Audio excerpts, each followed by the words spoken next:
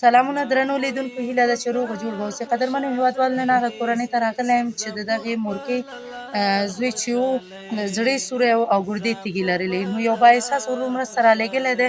دغه مرسته موږ دغه خورکۍ ته ورکوو، احساسات یې له تاسو سره شریکوو او موږ خپله هم اوس ناڅاپي راغلي دلته، نو له موږ سره اوسئ. غم لکه خمر خوشاله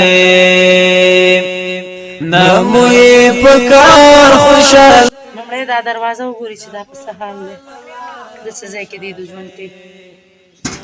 پلار خوشاله لا خو مو پزړو مور د کور کې شته، مور ته د غږ وکړه.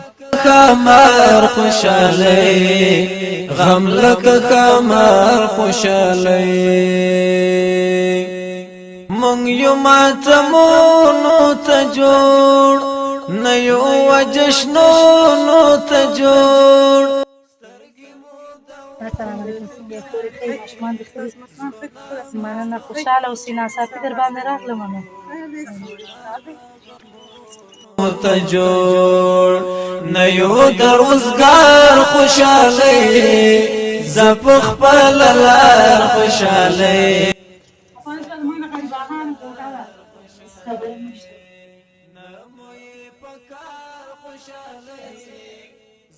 کورې څنګه یې؟ بس خوشحاله اوسئ. ناڅاپي راغلو. څنګه ده زوی؟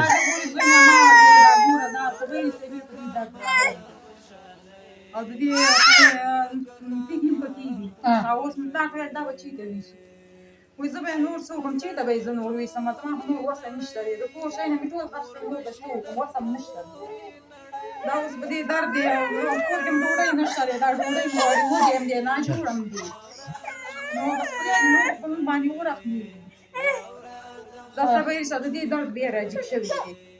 او نو کور کې دوايي نشته چې نه دوايي د دې کورې وخت خلا شوې ده، یو څو روغسي دوايي مې والا وکړله. نه هغه بس دغه ځای نه م د کور یې خرڅ کړو ټول، نور م وسه نشته ده، بهرنی کور کې څه لري یانه؟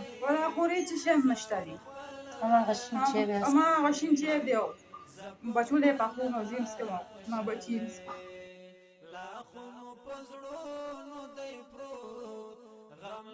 هېڅ شی هم په کور کې نشته دی. دا واړه بچي مې دي، دا زوی مې دی، صبر ایسته به بیا دغه راغلی دی، چېرته به یې ویسم، وسه مې نوره نشته دی. څه به وکړم؟ هر څه مې خرڅ کړل، د پلار د کوټې دا کوټه هم نه خرڅېږي چې خرڅ کړم، د دې زوی غم پرې وکړم. الله مهربانه. په کور کې ستاسو ما ویډیو شیر کړی و، نو یو بااحساسه ورور مرسته رالیږلی دی، دغه پیسې واخلئ، وشمارئ بیا دې درسره ښه وکړي. بس دا مرسته اخلي، باید نوره مرسته ما سره وشي، زما دا زوی ډېر مریض.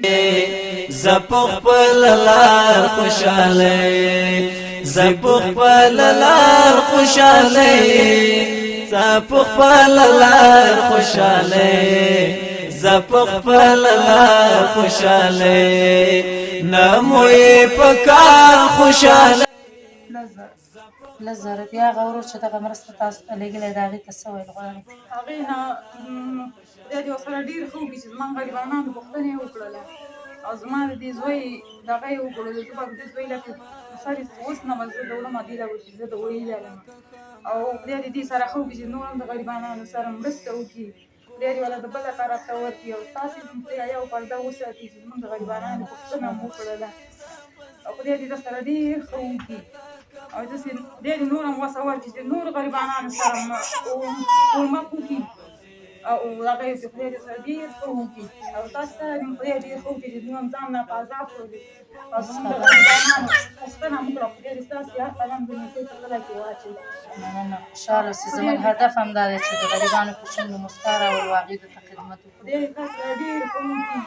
موږ سره چا کومک کړی د هغې دې هم کور ودانې بچي دي زوی، خدای دې ورسره ډېر ښه وکړي چې زموږ سره زما دې زوی سره یې کومک وکړلو او زما زه به هم د زوی دوايي پرې وکړم او دوا به ورته ډېره کوم چې زه د خپل زوی دوايي وکړم. د هغې ورور څخه نړۍ مننه کوم چې موږ سره تل همکار دی او د غریبو لاسنیوي کې موږ سره مرسته کوي. هیله کومه هېوادوالو چې تاسو هم دغه د بېوزلو کورنیو لاسنیوی وکړي تر څو د دوی په شونډو موسکا راولي، ځکه چې انسانیت تر ټولو لوړه مرتبه ده او دغه بېوزل خلک په موږ او تاسو باندې حق لري.